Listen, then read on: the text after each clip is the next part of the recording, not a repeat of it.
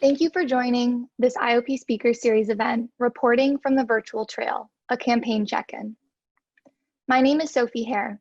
I'm a second year in the college majoring in public policy, and I'm currently working as an IOP Speaker Series intern. It is my honor to introduce our guests for this evening, Peter Hamby, Estad Herndon, and Alexi McCamond. These rockstar journalists will bring their experiences from the campaign trail to a discussion on the looming presidential election, COVID-19, a pending economic crisis, and much more. Peter Hamby is the host of Good Luck America, Snapchat's award-winning series about American politics. He is a contributing writer for Vanity Fair and covered 5 election cycles for CNN. His book, Did Twitter Kill the Boys on the Bus?, is a study on how Twitter forever changed politics and media. In addition to being a social media juggernaut, Peter has been awarded an Emmy. Estad Herndon is a New York Times national political reporter and CNN political analyst, covering the 2020 presidential election.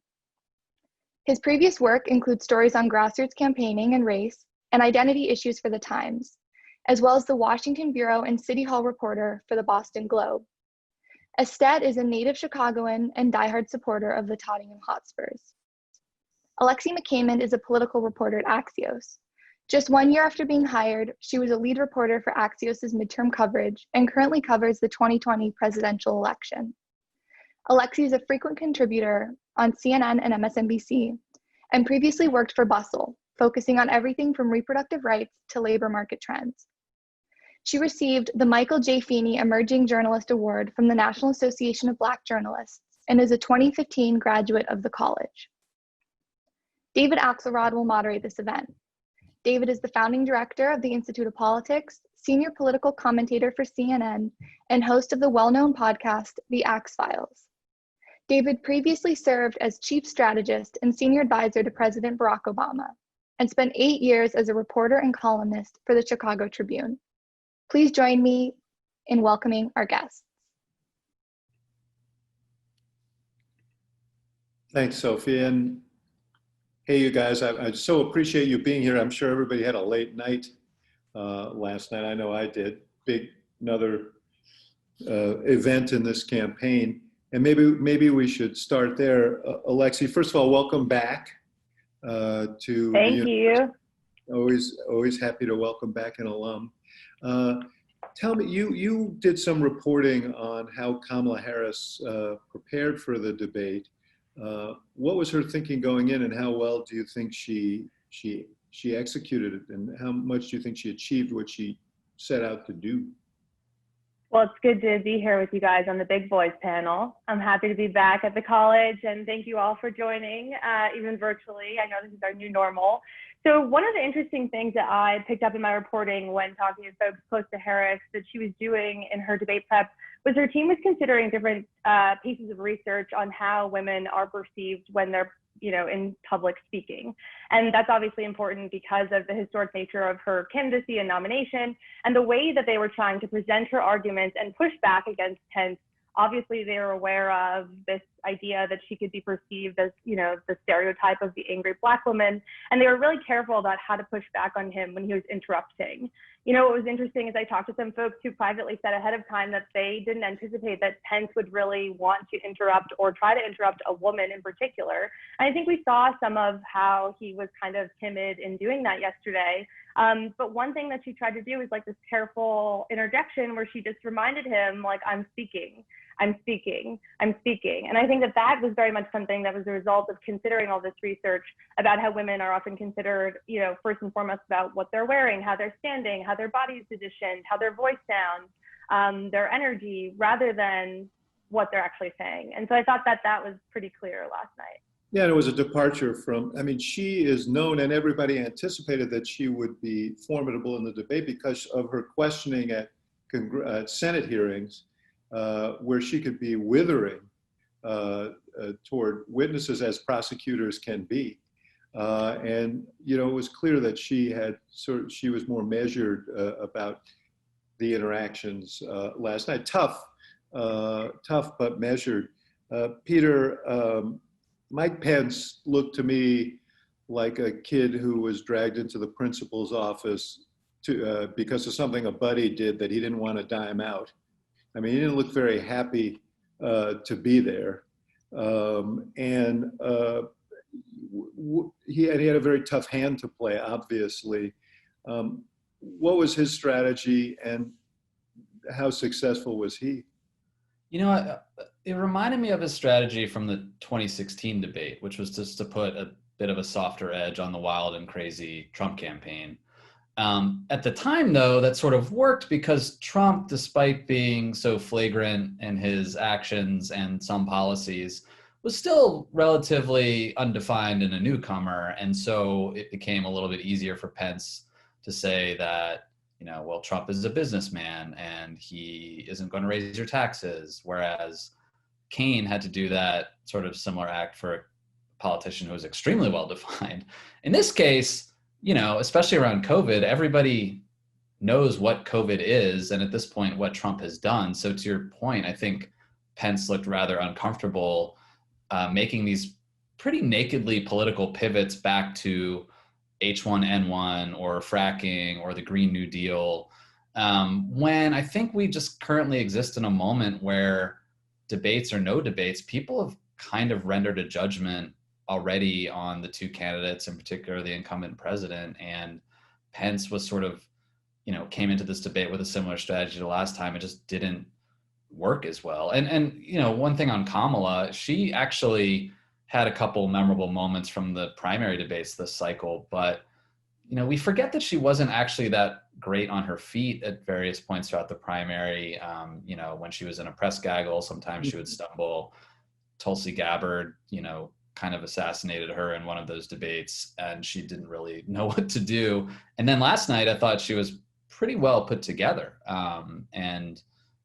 You know, I think she, you know, at least in those snap polls that come out after these debates looked pretty well. Yeah. Yeah. Well, I mean, that speaks to preparation. The secret about these debates is the more that you anticipate what's going to happen and the more you can model what you're going to do when it happens, the better you're going to do. So you want to reduce the number of times that you have to actually think on your feet and react because you'll have anticipated what's going to happen. Instead, what was really interesting to me about the debate, apart from the interactions and so on, was the portrait of the two candidates who were up there, because one really represents the emerging, certainly the emerging Democratic majority, and in many ways the emerging American electorate. And the other, you know, Mike Pence is he's an evangelical former talk show host from rural Indiana. And in that sense, they were visual depictions of the two great poles in American politics right now.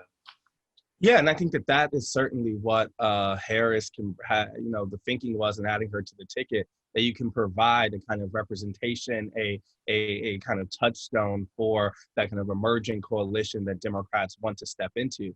I mean, I think at the same time, she represents a very conventional political choice and someone whose kind of political thinking is squarely within the same realm of Joe Biden's. You don't really see her yesterday leaning into those more progressive messages that Biden has tried to stay away from.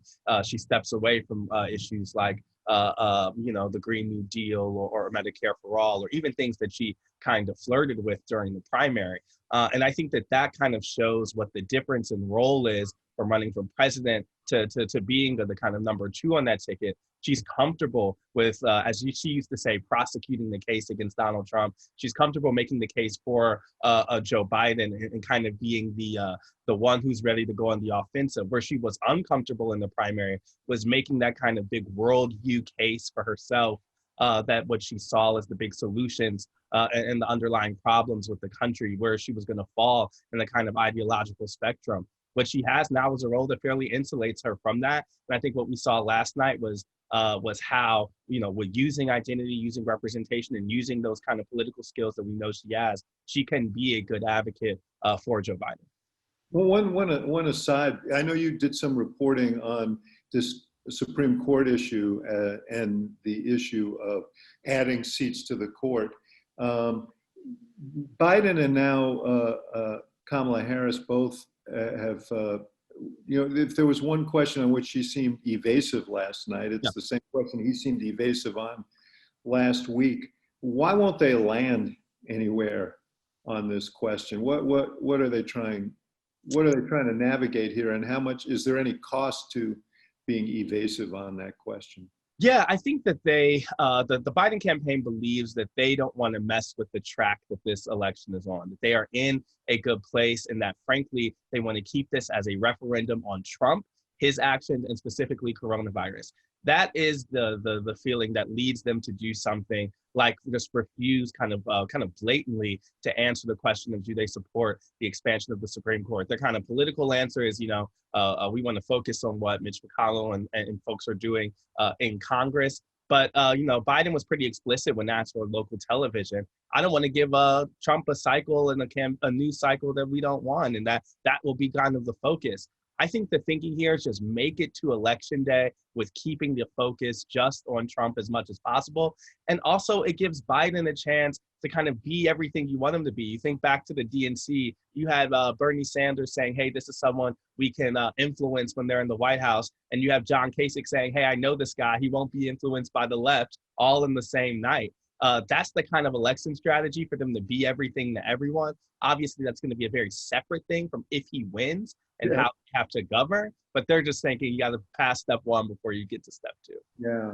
Of course, if he said no, then it wouldn't be a campaign issue for Trump to chew on. The fact that he won't say no leaves open the possibility that the answer is yes. And it's curious. I would add to that, Axe, that I talk to Democrats all the time who, even if they're supportive of the idea of expanding the number of seats on the court, admit that it's just terrible messaging and marketing and phrasing, packing the courts. Last night, the Biden-Harris campaign did a briefing call after the debate with reporters to talk about Senator Harris's performance, and Simone Sanders, a senior aide, even kind of made fun of the name of the phrase and was packing the courts or whatever we're calling it this week, because they know that if you ask the average person, what does packing the courts mean? I guarantee you they couldn't tell you what that means. It's not straightforward. And Democrats say that it's about getting into the process, which is something that they're banking on voters not really caring about. No, I think that may be a very good bet. Though the Post did poll on this, the Washington Post polled on this, and only 32% of the people supported adding seats to the court. So it's not really a popular issue, but it is a process issue. You're right. And one they don't want to get into. Peter, what does any of this mean? Well, did that debate, mean anything? Because right now it seems like this race is settling, and it's settling in a very decisive way for Biden. It seems like last week's debate meant something. You look at these polls, and they've moved, significantly, and they've moved together basically. Since that last debate. It's as if Donald Trump had one last chance to reset, and instead he doubled down, and that was before his illness. Is this race done? Yeah, I've been out on a limb, maybe more than some colleagues, saying it's been done since 2017. The political environment. That's a whole favorite right there. I know, but going back to the Virginia governor's race and even the Virginia gubernatorial primary in 2017, the whole political environment has favored Democrats. You have the most unpopular president in modern memory. There are certain fundamentals at work here, but I think that the combination of the Republicans' rush to try to confirm a new justice, plus Trump's first debate, and now this COVID outbreak in the White House have, if minds weren't already made up, really sort of opened up, to a place where Trump doesn't want to be with 2.5 weeks to go. Biden, people you talk to right now are feeling, not giddy, certainly because of what happened last time in 2016, but rather comfortable, I think. And to what Ested and Alex were just saying, don't want to rock the boat. So yeah, I agree with your analysis last night on CNN. You came on right after the debate. I saw a tweet just now that the debate ratings were up compared to the last cycle, and maybe that's a testament to the fact that Kamala Harris is on the ticket, and that's exciting for a lot of people and different. But I can't see much really changing the race. I think it's I think it's But also a reflection of the fact that there's just huge interest in this election. It's like, it's astonishing. You look at polling and already off the charts interest in this election. Democrats, you say they're not giddy because of what happened last time. I got a call from a reporter today saying, there's a lot of, nervousness that people are too confident now. And I said, that's the Democratic Party. Now we're bedwetting about bedwetting. yeah, The absence of bedwetting is creating bedwetting. But I mean, Trump's Even approval though- rating. Go ahead, Alexi. Sorry. I was just going to say, even those good Quinnipiac polls that came out yesterday for Biden, that looked like insane, astronomical double-digit leads for Biden in places like Florida. Every Democrat I talked to yesterday was like, there's no effing way Biden is leading by 11 points. I think they're probably right. But we feel good about probably it. right about that. I just deal with this. I deal with this on my text thread with my college friends almost every day, and they're probably skewed to the left, want Biden to win, and they keep saying, but 2016, but 2016. Mhm. And, Trump's approval ratings have been steadily around 43% for 4 years. Biden is winning independents by over 20 points, is creeping into the 60s with women, which is the most insane gender gap we've seen. And Yeah. I don't, you would know better, David. He's winning old people by double digits. It's like there's a coalition here that is both different than Clinton, but also more likely to vote than Clinton. He still has a sore spot with younger voters of color in particular. But I talked to one Biden advisor yesterday who thinks that their support among seniors is a nice cushion against that, just in case. So the math just looks different than it did with Hillary Clinton, and in part because Biden is just a more popular figure. Yeah, Stead, And Biden, to that sorry. point, just 1 second, Alexi, to that point, Stead, I was looking at the crosstabs in the CNN poll. They had Trump leading among seniors by 21 points. That's a group that Trump carried by 8 points last time. But almost as astonishing to me is Trump's lead among non-college white women was 8 points in this poll. He carried that group by 27 points last time, and that is his rock solid base. So you see the elements of a much larger margin than perhaps people anticipated just a few months ago. Yeah, I think we have seen that movement even grow in recent months. I think that is certainly due to a virus, which the administration's response has been universally panned. It has to do with even this recent illness, and we have seen polling even move, even in the polling that we have had that's been in the field after the president was diagnosed. That's been even worse for him. And I think that yes, these trend lines have been stable, but it is one where we have to acknowledge that voters feel differently about Joe Biden they did about Hillary Clinton for a number of reasons. We have to acknowledge that this is a president who has been kind of consistently panned from crisis to crisis. And so as we built out from either the Russia or impeachment or Charlottesville, get into coronavirus or the protests that happened throughout this summer, his response to that has been basically by any kind of movable voter has been rejected. And so we have been consistently looking for these moments where if Trump would do X, it will be different. If he would become some new person, that new person isn't walking through the door, and it's certainly not going to do so in the next 3 weeks. And so basically you have a president whose path to victory is so small and is so reliant on a number of factors kind of collapsing in the last 3 weeks. And you have a Biden campaign that has multiple routes to victory, has seniors, has non-college white women, as you're talking about, has a suburban lead, has room to grow among people of color, frankly. And so, those are all avenues in which, especially when we think of the margin of 2016, can be made back in many ways. Yeah. Well, Alexi, I interrupted you before, so if you have... Oh, it's okay. I was just going to say on the seniors point, I think that is one of the things that's freaking out President Trump's campaign the most. And it's also reflective of this fact that different portions of the electorate that really delivered the White House for Trump in 2016 are now part of Biden's base. I mean, he's leading with seniors, as you mentioned, anywhere from 21 to 26 points I saw in an NBC Wall Street Journal poll earlier this week. So that's firmly part of Biden's base now. And I think that's a fascinating shift to Stead's point too, because Biden is so different from Hillary Clinton that he's picking up these different parts of the electorate and building this kind of unique anti-Trump coalition.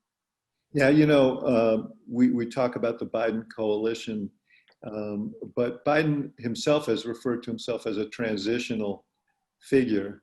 And the question is whether this is a unique moment in which this coalition came together because, not just because of who Joe Biden is, but because of who Donald Trump is, and what happens after. How does it cohere after? There is a reason why Donald Trump bought himself an impeachment trying to stop Joe Biden from becoming the nominee. And this is the reason, because they understood that Biden had an appeal to some constituencies.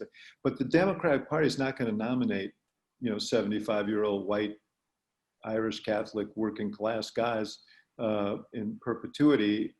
So the question is this a blip in time? Or is there something to build on here?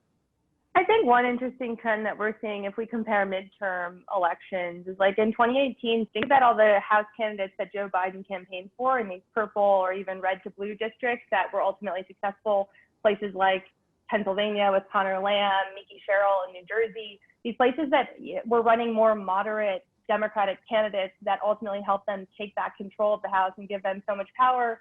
To your point, an impeachment is just one example of the power that they've had because of those types of candidates. But now, just 2 years later, we're seeing down ballot Dems in congressional races in New York and Missouri who are, decidedly more progressive than these folks and in the mold of AOC, supported by the Justice Democrats.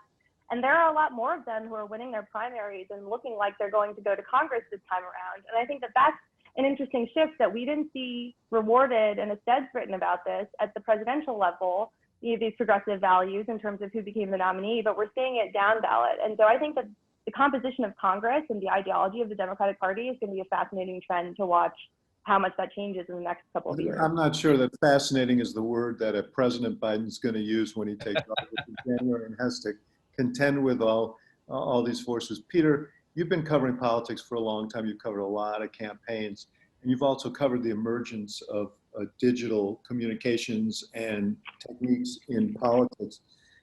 Did you ever imagine a day when a Democratic challenger would be going into the final weeks of a campaign, dwarfing an incumbent Republican president in resources?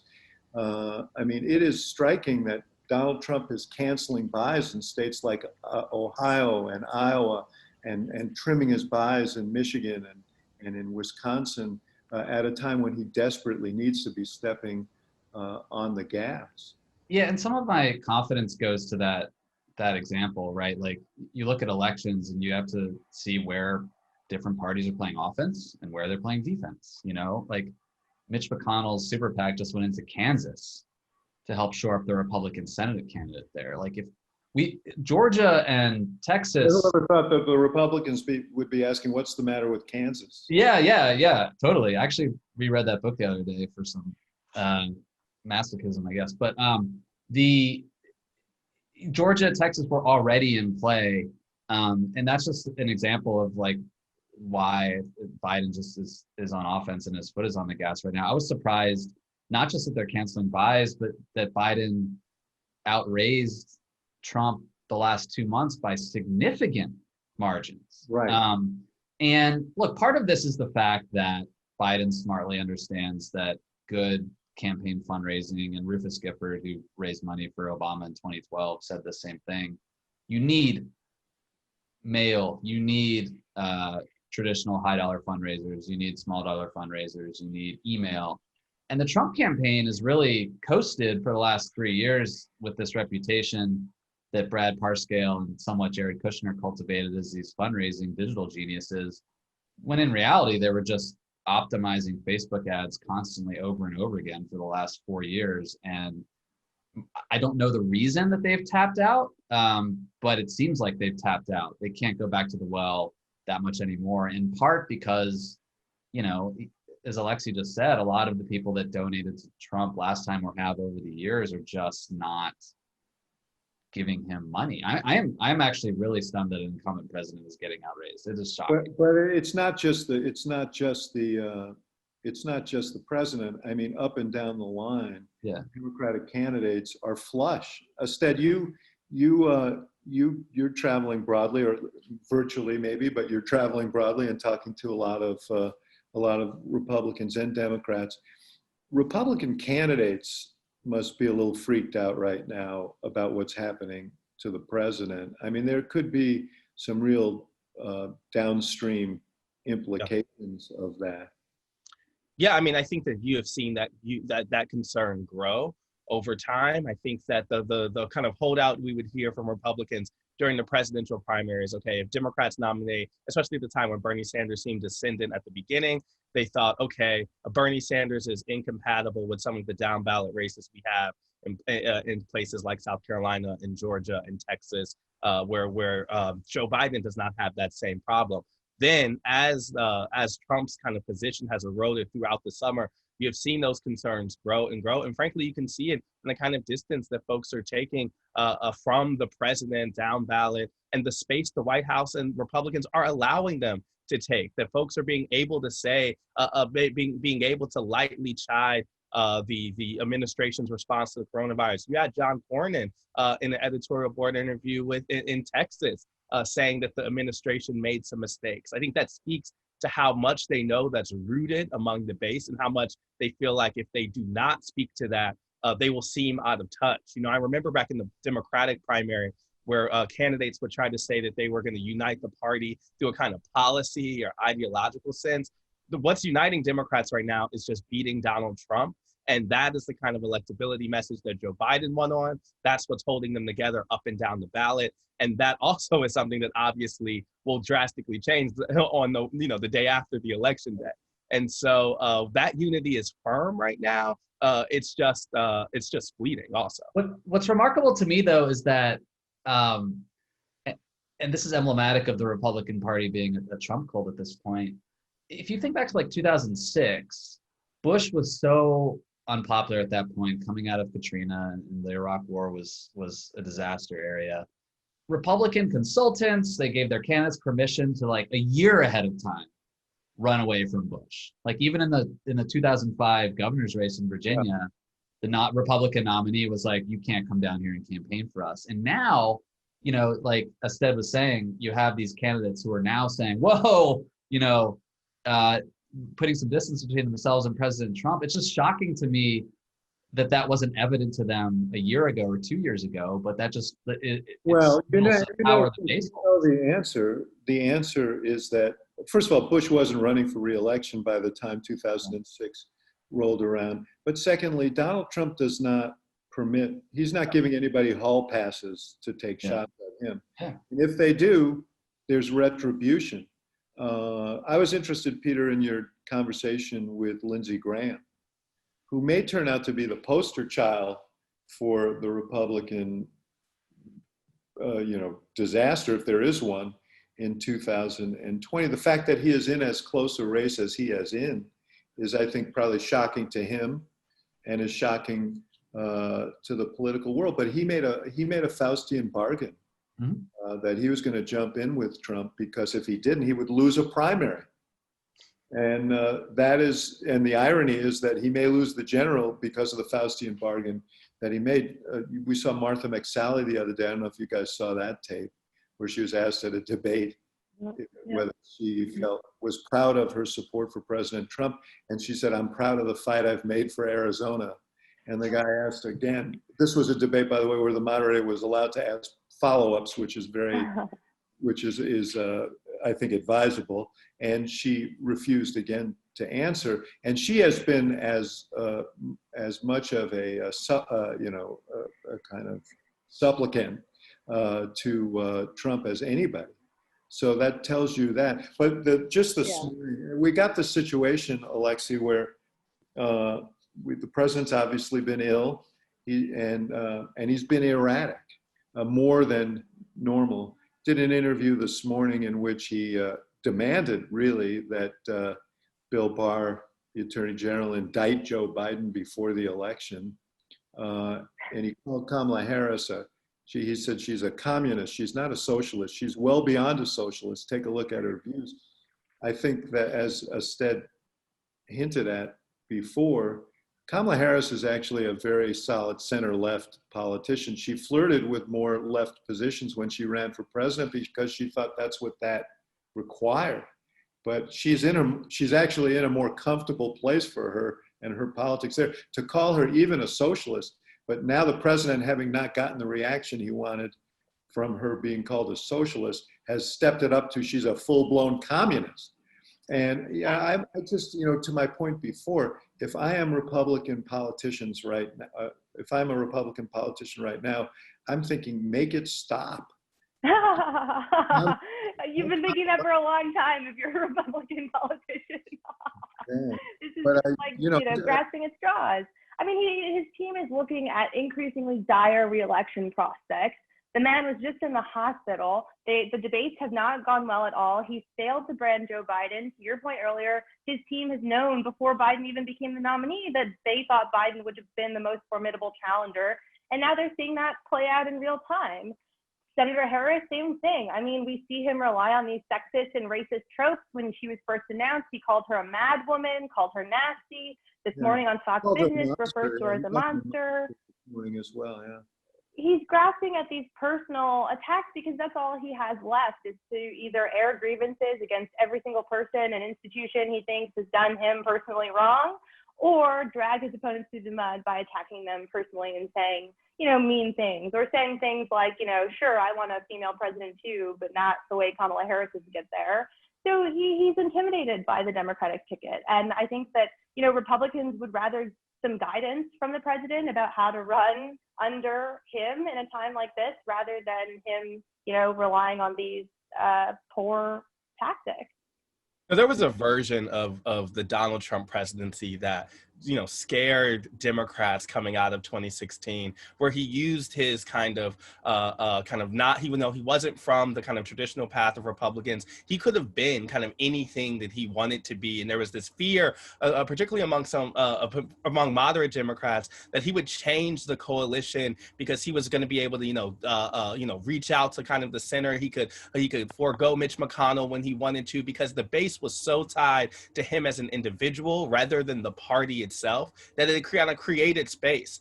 That's not something he's really sought to take on, to do anything outside of the kind of nativist, nationalist agenda that has become his calling card, and that has truly been averted the worst fears of Democrats. I mean, there was real concern that states will become unwinnable 4 years from now, that the Senate would not be winnable for them. Instead, he's inspired such a backlash that political possibilities that were thought of unseen, the Georges and the Texases of the world, have been supercharged by him. And it's really, I think speaks to the he got this reputation as a kind of political genius outside of 2016, that he had this pulse on the country that Democrats or other folks didn't have. And what we might come out of this now saying is that, 2016 was something that was more of an anomaly, more Clinton-driven, more other things than we have thought. And what was cast as political genius was really luck. Yeah. Also, I think that he hasn't faced a crisis.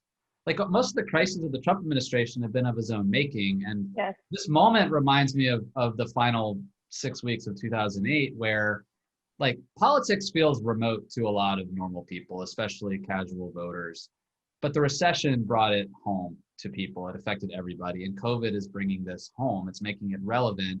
And everyone's seeing that the president is incapable of handling it. And he's sort of flailing about and pointing fingers and trying anything that sticks, kind of in the way Sarah Palin did in the last few weeks of 2008. And it's just not working. And that's sort of why I think the bottom is kind of falling out, because his style, his management is now brought home to everyday people, and it sucks for them. Well, in his character, I think people were willing to forgive him his trespasses so long as things were going well. It's like, yeah, he's kind of a jerk. I don't like the way he behaves. I don't like the tweets. I don't like the tantrums, but the economy's going well, and so on. Now there's a cost associated with that behavior in the way that he's handled this crisis that is very real and palpable. And the fact that he contracted the virus himself in the final weeks of the campaign is almost the coda on the whole saga. Had he behaved like governors across the country have from the beginning, he might have actually righted his campaign and put himself on a better path. But in 2016, he was a candidate who mined grievance, but the grievances he talked about were other people's grievances. Now he's really consumed by his own grievances about the unfairness to him, and it's much more about him. And I think that is less attractive to voters.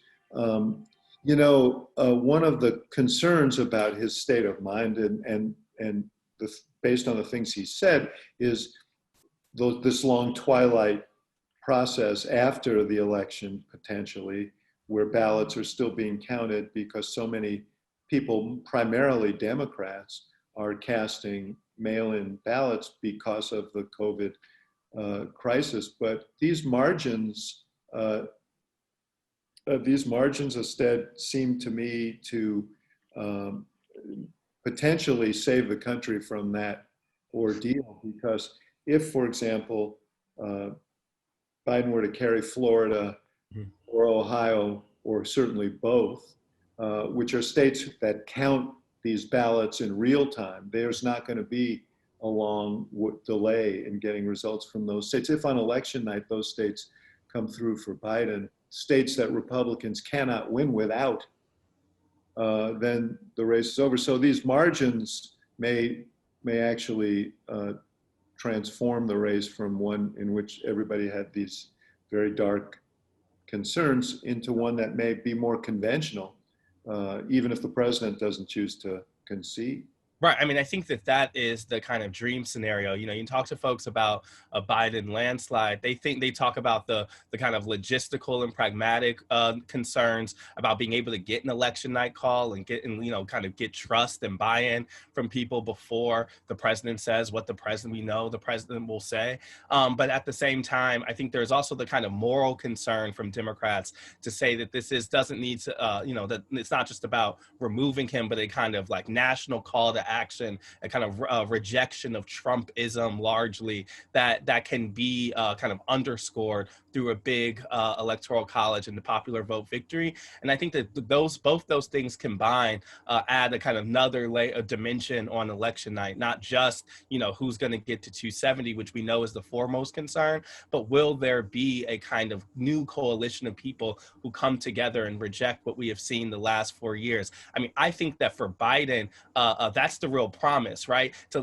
not only just the electability, I can beat him, but the kind of moral call of Biden, the restoring the soul of the country, the ethos that he has kind of tried to embody, I think actually kind of requires what feels like a country coming together to reject the incumbent. And so, there is the logistics, but I do think it's very, very important in terms of trust of the system and kind of what we're going to know on election night and kind of the kind of state of democracy question. And then there's also kind of Biden living up and Democrats living up to what they want to see as a new beginning, and frankly, a message to send to other Republicans also, who will be looking at that margin and saying, is Trump and the kind of what that embodies something that I should hold on to after Election Day if he loses? Or is we're going to see a type of pivot from the party that would only come if it's a margin that they think is a real message from people? Yeah, Peter, we talked about Alexei talked about the divisions within the Democratic Party,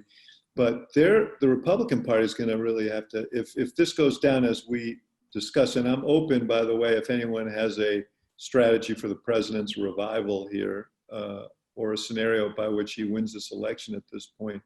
But if it goes down as it now appears it will, there's going to be an intensive period within the Republican Party of trying to figure out where to go. And there is a Trump base that's going to remain.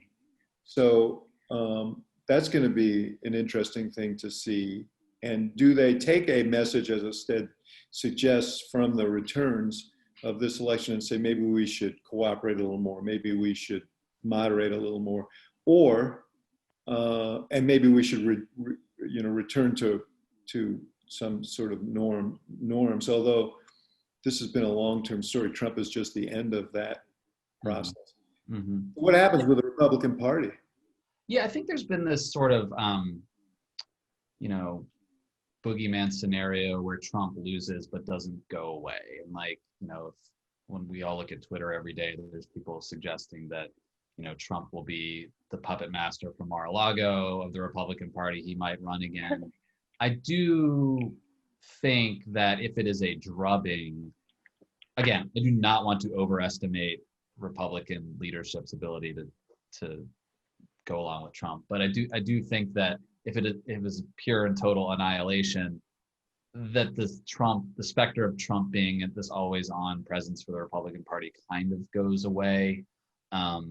There's always been a nativist base to the Republican Party that has been around since the Goldwater days, and Trump sort of brought that to the fore. But yeah, I mean, are these Harvard educated people like Josh Hawley and Tom Cotton going to start stomping around like waving MAGA flags? I don't know. I think that's a risky bet. I mean, there's another IOP located in Cambridge, Massachusetts, that did a poll of voters under 30. And I think a lot of time we confuse the noise and the intensity of a lot of MAGA folks for their political reach. And, among voters under 30, I think they identified 11% of them as being MAGA, and then like 20% of them being more what they called multicultural moderates, who are the kind of Republicans that we used to think of, however, slightly more progressive on issues of identity and social justice and race, but care about a strong foreign policy and care about lower taxes. And, those folks might be a generation away from taking over the Republican Party. I just think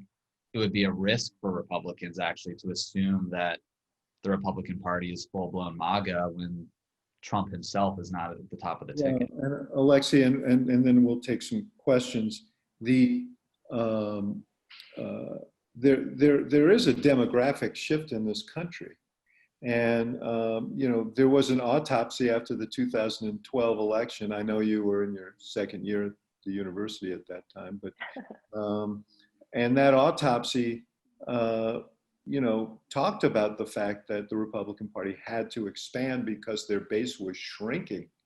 And that is true. That may prove truer now than ever. And the question is, are they capable of making the pivot? That's something that's been happening certainly since 2012. I think about places like Texas. I talked to Republicans there who fully admit that since 2014, they've been sounding the alarm that they need to get their act together, in part because of the rapidly changing demographics. In that state, 38 electoral votes, obviously very important, has been a Republican stronghold, but now is looking so much better for Democrats in a way that just reflects these weird dynamics, but also reflects your question, which is that I don't think that Republicans have done nearly enough to sort of cater to the changing demographics of this country. And especially under President Trump, they've been catering to an increasingly small base of largely white, non-college educated, working class voters. And, if you don't want to extend your base, that's really hard to win re-election, not just because the country is changing, but because people's attitudes change who voted for you the first time around. So, it'll be really curious how Republicans, shift to doing more outreach to different types of voters whenever Trump is not the leader of their party. But under him, there's no interest in doing that. Well, and I think it's going to entail kind of revitalizing and rethinking what conservatism looks like in a pluralistic country where you're trying to build coalitions. Let's go to some questions. The first will be from Norma. Norma, you here? There you are. Hi. Y'all talked a little bit about how Biden still wasn't doing well again with young voters, and I had a question about his social media. Biden and Harris's social media has taken like a younger, more youthful turn. Like recently, they posted a picture of the fly swatter in reference to the debate last night. Do you think that this has an impact on the popularity of his popularity with younger voters? Peter, you wrote a piece in May giving the Biden campaign more credit than perhaps some of us did for their digital efforts. What do you think about that? I mean, first of all, you can still go on TikTok and find any number of people sharing videos saying that Biden and Trump are the same and I'm not voting or I'm writing someone else in. So that softness still exists in that demo. But yeah, I mean, there was a moment earlier this year when I think people were giving the Biden campaign lots of advice and saying you need to be on all these platforms and do all these things. And I think, not every candidate is Barack Obama, right? Where they can go on a YouTuber's channel and then go sit down with Jonathan Karl for an interview on ABC News. And they understood that they had to sort of use the best aspects of their candidate where they possibly could. He came on my Snapchat show, for example, which is on Snapchat, but it's more of a traditional interview format. They've been really trying to harvest moments and find people who can tell stories about Joe Biden's humanity and then sort of clip that, like we saw in the Democratic convention, into sort of shareable videos. I think their speed around turning around things like a Shut Up Man t-shirt or a fly swatter thing that I saw on Instagram today based on last night is clever and smart, but it doesn't compromise Biden's image. The term they like to use on the Biden campaign is, and this was true with Hillary too, was you can't be the old man in the nightclub. Like if Biden just shows up on TikTok one day, it looks weird. Like I, was working with the Clinton campaign in 2016 when they produced that I'm just chilling in Cedar Rapids moment for Snapchat, which became a Vine, which went immensely viral and was a good example of a candidate not being comfortable on a platform. So anyway, I do think the Biden campaign has gotten pretty good at using social media, but they've been pretty deliberate about it and they're not doing everything just to do it. Olivia, are you here? Hi, my name's Olivia Gross. I'm a first year in the college. And thank you all so much for doing this. It's been so amazing to get to listen and learn. But my question was, to what degree do each of you think the VP debates affect voters when choosing a given candidate? And then off that, in what ways do you think the VP conversation is different this election cycle? Yeah. Stead, let me just add on one thing to Olivia's question is, do you think that given the candidates, the advanced age of both candidates and the obvious mortality that we've been exposed to, do you think that caused people to look any differently at the candidates they were watching last night? I think this election is the energy is so sucked up by Trump and so sucked up by the virus and Trump that there is few things that in the short term impact that. I do think this election of a vice president had more attention on it and and the Biden campaign acknowledged had just more weight to it because there was a sense that Biden is this transitional figure and who he selects is a kind of person that could be chosen to be pivoted to in the case of some health emergency or just a natural bridge to the next form of the Democratic Party.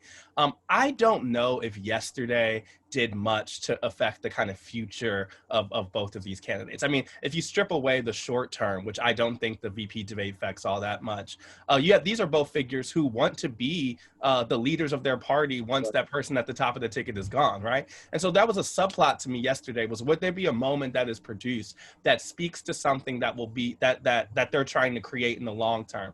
I don't necessarily know if we had that yesterday. I think Harris was very intent to really reshine the focus on Biden and kind of play that team player role. But certainly that's what as Joe Biden knows too, that was the biggest difference in his fortunes between him running for president in 2008 and his point he gets to now, right? There is a place that you get to with the American people where they feel like they know you, they understand you, and that role can help you get there. And so that certainly will matter for the future. In the short term, I don't necessarily know if that debate changes something because the opinions about Trump are so fixed and are so tied to things like the virus that they can emphasize in the VP debate, but it's really about the two candidates at the top. So I'm going to read a question. Thank you, Olivia. I'm going to read a question from another member of the Gross family who, Peter, you know very well, and Alexi, you do too, Sophia, who asks, your colleague at Snapchat, would love to know what this group thinks about the youth vote this election cycle. What role do they have the power to play, and do we think they will show up? I want to hear from Alexia instead on this one. Yeah, Alexia, you're the most. I mean, you guys are the experts. Hats off to Snapchat. You guys have registered over 1 million young people to vote. And in the midterms, you had a, 57% success rate. All the people who registered to vote on Snapchat actually followed through and went and voted. And that's a huge factor because registering, as we know, is just one part. And I think that energy that we're seeing reflected across young people, I mean, I think I get most hopeful, and this might sound cheesy, and instead you'll clown me later, I'm sure, but seeing videos from like Tyler, the Creator, who I would consider to be the most politically apathetic person, who is definitely not at all be encouraging anyone to participate in the system. When I saw a video from him on Twitter the other day, I was like, oh, maybe like people are having a different change of heart. So I think like young people see what's happening. I'm also like heartened by how weird and political Gen Zers are on TikTok. Like they're way more into this stuff than I was at their age. They're way smarter about it. And I also just think like people are consuming information in different ways. Young people aren't going to read probably the Times or Axios or the Journal, but they're going to get this quick information and use it to make decisions. I think because of how many cultural issues have been a big part of the election too, that's something that speaks more to young people. So yeah, I mean, I think all the evidence is pointing to them being more engaged than ever. Well, I want to just put a little plug in here to all the students who are listening to make sure you're registered, to make sure you vote. We have a program, UChai Votes, UChaiVotes.com. You should check it out right now if you haven't registered, and get some guidance on how you can get registered and where and when you can vote. Thanks to Sophia, and thanks to Sophia and Peter again, as Alexi said, for your efforts to register young people. It's really important, and you know, it's a cliche to say it, but you guys have the greatest stake in what happens in this election. So I hope you'll make your voices heard. Is Emma here? Yeah, I see you down there. Hello. How are you? I'm good. How are you? Good. What's your question? Sure. I'm Emma. I'm a third year in the college. And my question is, are voters buying Trump's messaging about mail-in and election fraud? And how do you think his threats about not accepting the outcome, how do you think those are affecting the outcome of the race? Ested, you want to take a shot at that? Yeah, I mean, I think that there are a slice of folks who are increasingly skeptical of mail-in ballots. I think those are largely the president's supporters themselves, right? I think that we have seen kind of the most evidence we have is that the majority of Americans feel comfortable and trust a system that has obviously had to, you know, revamp in the last 6 months. And certainly this changes by state to state. Some states have been in practice of doing this for a longer time than others. I think that what Trump is doing certainly has a kind of democracy erosion effect, even if it doesn't have an electoral run. So I don't think that folks are necessarily switching their votes because they're worried about the system, or maybe person will try to vote in person rather than in the mail because they're worried about their vote counting. I don't know if that's going to change the kind of who wins and who loses question of November. I do think it has, for a certain slice of this country, particularly the president's own supporters, has helped erode confidence in a way that might really matter once we get a result, right? If a certain slice of this country doesn't think that the result is valid, or think a result that doesn't go their way has been doctored, or there's the biggest voice in the country is spreading that misinformation, that certainly has an effect. I mean, we can see even today, the president's words have actions or have consequences, and from mask wearing to the incitement of racial and gender violence to others. I mean, I think we have seen that throughout these last 4 years, and that can't be discounted. On the question of the transfer of power, you know, I mean, I think that obviously that's an unprecedented thing, and we don't know how that situation plays out. We know that the facts are clear, right? The kind of constitutional question is clear. What President Trump, in the matter of follow through, is one that is such a range of possibility. I feel like the hypothetical isn't that worth going into, right? Like we just don't know. But I think at its core, folks trust the system. It's whether the people who are voting for the president and trust his words are going to act on the misinformation that he is sowing. Yeah, well, I think the other, you hear from Republicans concerns about his eroding their voters voting by mail, which is something that has traditionally been a strength for Republicans, and now because of these doubts, they're not. It creates an element of uncertainty for their own candidates. Annie, are you with us? Yes, hi, thank you. So my question, I'm a second year in the college, by the way, and I'm also a part of USHI Votes. I'm a huge fan of Good Luck America. And my question is, what are the pros and cons of reporting kind of remotely? The cons are drinking alone. Before you used to get source drinks and you could meet with people in person, and now I was thinking about this yesterday. Like, I am such an extrovert who gets my energy from being around other people.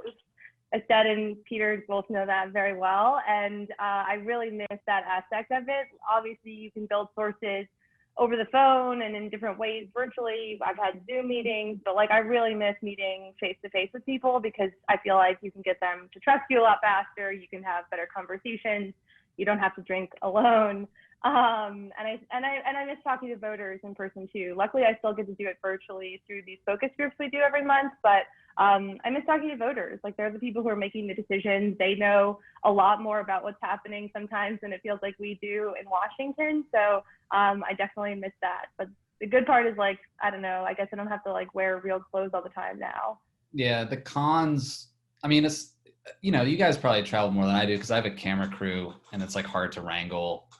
Stead, I think, has been traveling and has this cool audio project with the Times called The Field, and like that I listen to that and other podcasts because what Alexi said, like the thing I miss the most, the biggest con right now isn't going to debates, it's not going to rallies, like there's just like a limit to what you can learn. It's talking to normals in Houston and Cincinnati and Des Moines and wherever. I mean, that's where you get the texture. I mean, right now I wish I could go to Kansas or Alaska even and check in on some of these Senate races that could be random tipping points, on election day, and just get some texture there, and you just can't, and it sucks. Yeah, the hard to reach people are even harder to reach. And I think we all kind of know how to get, the folks you can still get in contact with are folks who are following along with the race, the politically interested, the partisans. And I think that that's not where this election is won and lost. And so the real, like, a real kind of sad part for the work is that I think the communities that are already marginalized are even harder to get to, considering the realities of the virus. And frankly, that's just like, I think for all of us makes the work, flattens it in a way that, in the kind of perfect year, in a perfect election year, we want to find those new people. I think that was a mantra for all of us coming into this cycle, that we feel like, that we could reach some of the people who maybe weren't heard last time around. That's just a harder task to clear, considering the health environment. Last question from Chris. Hello, thank you so much for doing this. It's been really great to listen. My name is Chris. I'm a first year at the college. And my question is, in short, what do you think President Trump's campaign strategy will be post his diagnosis with coronavirus? Do you think he'll still push for the in-person rallies? And just in general, how serious do you think the diagnosis is for his campaign over the next 4 weeks? Dire life support. I mean, and Trump plays the hits. Like, he's 74 years old and doesn't know beyond what got him here. And I think, he'll go back to the rallies and see if that works. I mean, and I don't think it will. Yeah. Go ahead. Sorry. I was just saying, I think he just turns the volume up on what we already know he does. And I think that the impact from his infection, I think from an election standpoint, is that it just reinforces the carelessness of the administration that people already felt. So it's not just like his own personal health, but the idea that the White House did not take it seriously within the building, I think reflects the kind of American people sentiment, which is that they didn't take it seriously enough throughout the country. And the message we're already hearing from the president and his allies is, the coronavirus has made me better and stronger and healthier than ever before. It's not so bad to get this deadly virus after all, because I feel healthier and better, and I'm the strongest man in the world. And if Joe Biden got COVID-19, he wouldn't last 20 minutes. So that's the message we're going to see, that Trump is the Teflon man. He's so strong, and he knows this thing inside and out because he had it and survived it. So we'll see. I mean, the people who already believe that about Trump will continue believing that. But, like, these videos he's putting out aren't necessarily helping him sell that he's, got the bill of health. Yeah, no, I think it more likely reinforces the dynamic that has already taken hold of this race. Well, you guys are the greatest. You're three of the great young political journalists in this country. I appreciate you. And my big takeaway from this discussion is we all have to arrange Zoom cocktails with Alexi because so let's Yes, put please. boundaries. Anyway, you guys, thank you so much. Thanks for everybody who asked questions and who are listening. And let's not forget to vote. Thank you all. Thanks, guys.